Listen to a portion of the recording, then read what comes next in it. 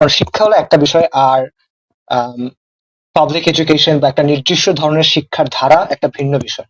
ঠিক আছে, তো আমি এখানে একটা নির্দিষ্ট ধরনের শিক্ষার ধারার কথা বলতেছি, যেটা আধুনিক রাষ্ট্রে এসে আমরা দেখতেছি, এবং যেটার বয়স রাফলি 150 বছর ওয়েস্টে। আমাদের এখানে আরো কিছুটা কম, হয়তো বা 100 থেকে 150 বছর। তো এই যে আধুনিক যে শিক্ষা ব্যবস্থাটা আছে, স্পেসিফিক্যালি যেটা পাবলিক এডুকেশন সিস্টেম, যেটা ম্যান্ডেটরি আসলে ইনফ্যাক্ট অনেক জায়গাতে, এটার উদ্দেশ্য হলো আম, একটা নির্দিষ্ট ধরনের মানুষ তৈরি করা, একটা নির্দিষ্ট ধরনের মানুষ গড়া, বা আসলে নাগরিক তৈরি করা, একটা মানুষকে নেওয়া এবং তাকে একটা নাগরিকে পরিণত করা। ঠিক আছে, তো এখন এই বিষয়টা ইতিবাচক বা নেতিবাচক মনে না হইতে পারে, মনে হতে পারে যে আচ্ছা হ্যাঁ সমস্যা কি, বাট এই বিষয়টার সাথে মানে আষ্টে পৃষ্ঠে যে বিষয়টা জড়ায় আছে সেটা হলো নিয়ন্ত্রণ। শিক্ষা হলো বেসিক্যালি নিয়ন্ত্রণের একটা কাঠামো, যেটা মানে শিক্ষা বলতে শিক্ষা ব্যবস্থা, আধুনিক শিক্ষা ব্যবস্থা বা পাবলিক এডুকেশন বা সরকারি এডুকেশন, এটা হলো একটা নিয়ন্ত্রণের মেকানিজম, যেটা শিশুদের বা শিশু কিশোরদের নেয় এবং তাদের চিন্তাকে একটা নির্দিষ্ট দিকে প্রবাহিত করে, এবং তাদেরকে একটা নির্দিষ্ট কাঠামোর ভেতরে চিন্তা করতে অভ্যস্ত করে।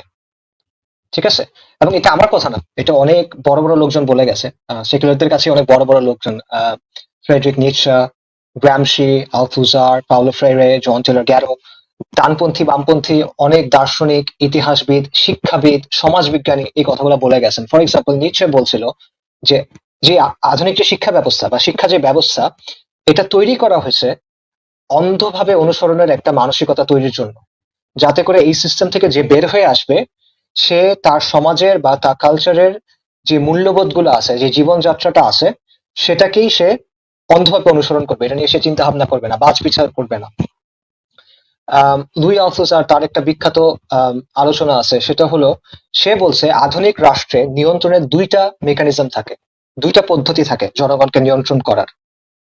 একটা হলো আইডিওলজিক্যাল স্টেট অ্যাপারেটাস বা আদর্শিক রাষ্ট্রযন্ত্র, আরেকটা হলো রিপ্রেসিভ স্টেট অ্যাপারেটাস বা দমনমূলক রাষ্ট্রযন্ত্র। ঠিক আছে, সো দমনমূলক রাষ্ট্রযন্ত্র মানে হলো রাষ্ট্রের ওই অংশগুলা বা ওই প্রতিষ্ঠানগুলো যেগুলো শক্তি প্রয়োগের মাধ্যমে জনগণকে নিয়ন্ত্রণ করে। জনগণ যদি এমন কিছু করে যেটা শাসক গোষ্ঠীর পছন্দ না, জনগণ যদি তাদের ভাগ চেয়ে বসে ফর এক্সাম্পল, তখন তাদেরকে নিয়ন্ত্রণ করতে হবে কিভাবে? তখন তাদেরকে নিয়ন্ত্রণ করার জন্য তারা এইকে ইউজ করে, দমনমূলক রাষ্ট্রযন্ত্র, যেটা অর্থাৎ শক্তি প্রয়োগ। এটা কারা করে? এটা হলো পুলিশ, এটা হলো army, marine corps, etcetera etcetera, right? Paramilitary forces, এগুলো আর কি। আম, আর যেটা হলো আইডিওলজিক্যাল স্টেট অ্যাপারেটাস, এটার কাজ হলো মানুষকে একটা নির্দিষ্ট চিন্তায় দীক্ষিত করা। ঠিক আছে, মনে করো একটা দেশ হলো মার্কসিস্ট বা কমিউনিস্ট, সো ওই দেশের যে শিক্ষা ব্যবস্থা, ওই শিক্ষা ব্যবস্থার কাজ হবে ওই দেশের শিশুদের মাথায় মার্কসিজমের বিষয়টা একদম সিমেন্ট করে দেওয়া, মাথায় একদম বসায় দেওয়া এটা।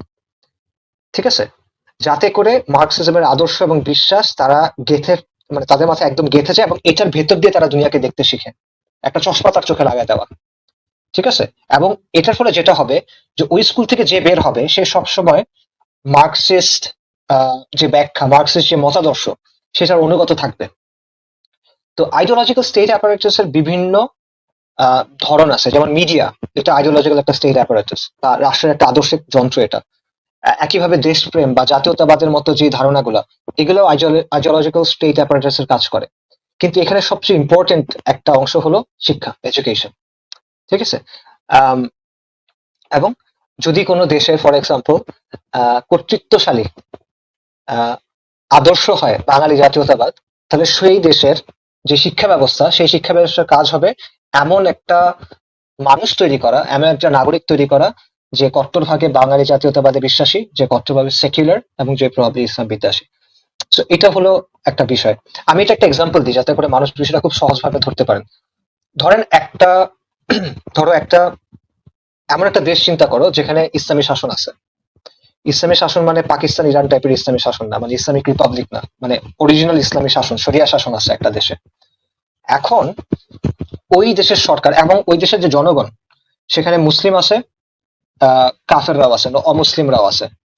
এখন সেই দেশের সরকার যদি একটা সিদ্ধান্ত নেয় যে 6 থেকে 18 বছর বয়সী যত শিশু কিশোর আছে সবাইকে আমাদের ঠিক করে দেওয়া কিছু প্রতিষ্ঠানে এসে পড়াশোনা করতে হবে, এবং সেই প্রতিষ্ঠানগুলো হলো মাদ্রাসা। 6 থেকে 18 বছর বয়সী যত শিশু কিশোর আছে, তার বাবা মা মুসলিম হোক, খ্রিস্টান হোক, ইহুদি হোক, হিন্দু হোক, যাই হোক, সবাইকে মাদ্রাসায় এসে পড়াশোনা করতে হবে, এখানে কোনো ব্যতিক্রম নাই। এবং ওই স্কুলে যখন তার মানে মাদ্রাসায় যখন তারা আসবে, তাদেরকে কোন অবস্থান থেকে শেখানো হবে?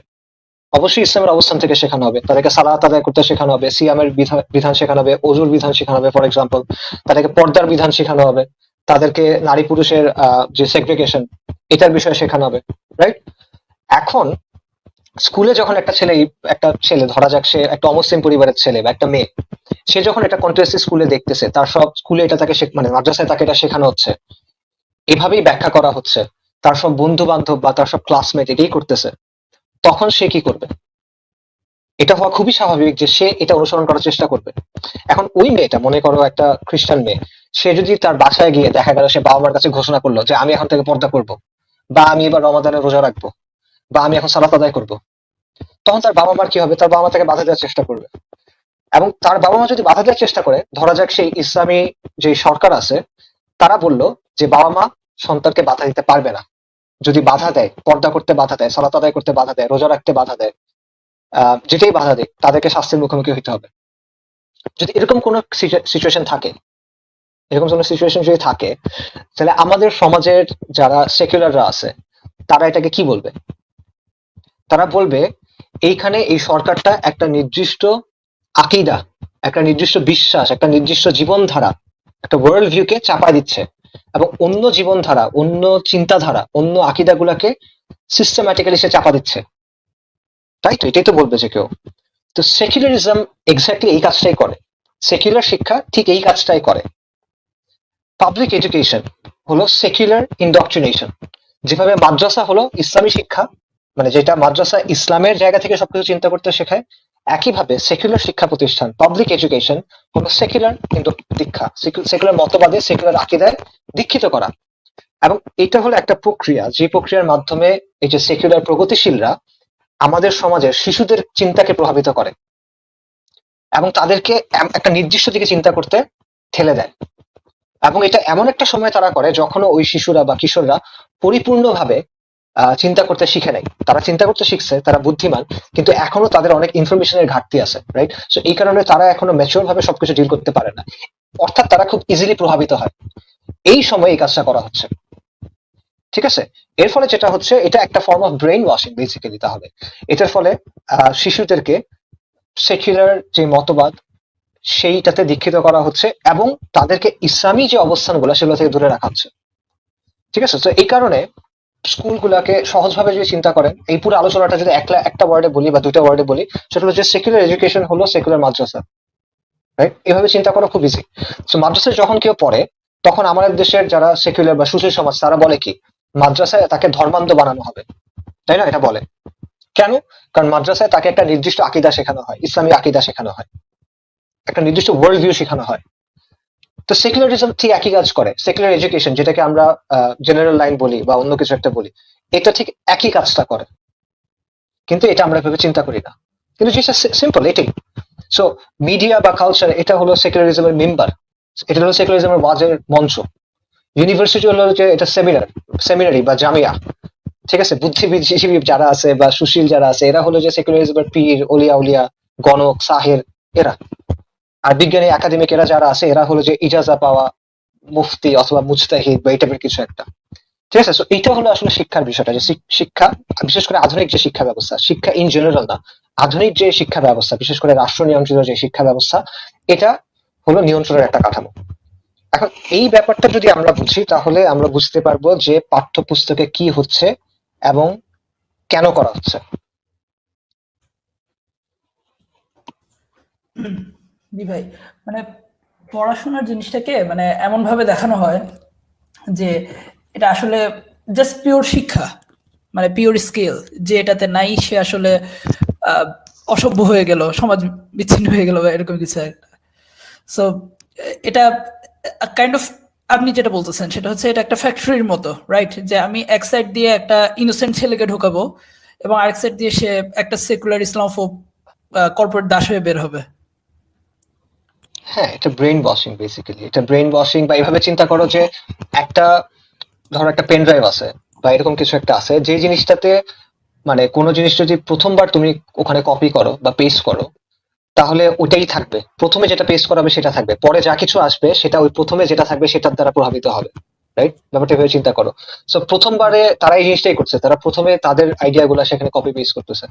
It's basically it's brain washing এখানে। মানে এটা মানে কথাটা শুনতে অনেক খারাপ লাগতে পারে, but there's no two ways about it, brain washing.